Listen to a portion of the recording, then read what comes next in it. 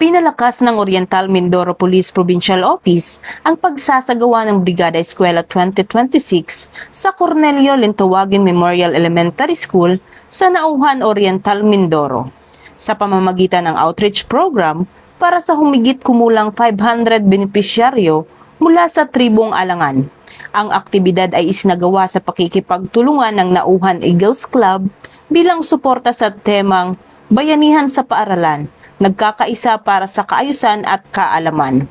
Sa pamamagitan ng Community Outreach Program na Yakap Mangyan o Yamang Lahi Arugain, Kapulisan at Pamayanan, naghatid ang Oriental Mindoro PPO ng iba't ibang tulong at serbisyo upang masuportahan ang paghahanda ng paaralan, mga mag-aaral at pamilya ng katutubong pamayanan sa pagbubukas ng klase.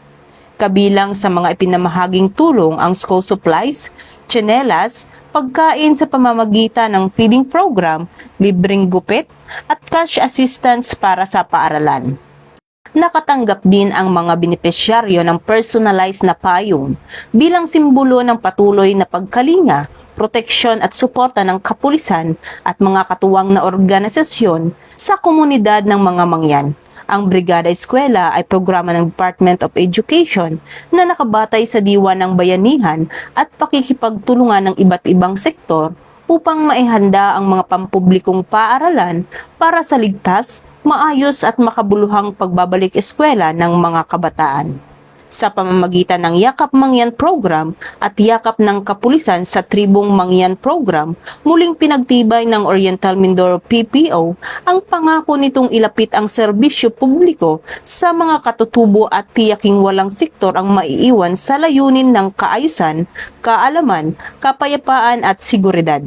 Sa ilalim ng bagong PNP para sa bagong Pilipinas, patuloy na isusulong ng kapulisan ang serbisyong nararamdaman, serbisyong may malasakit, umaabot sa paaralan at komunidad at nagbibigay ng pag-asa sa mga higit na nangangailangan.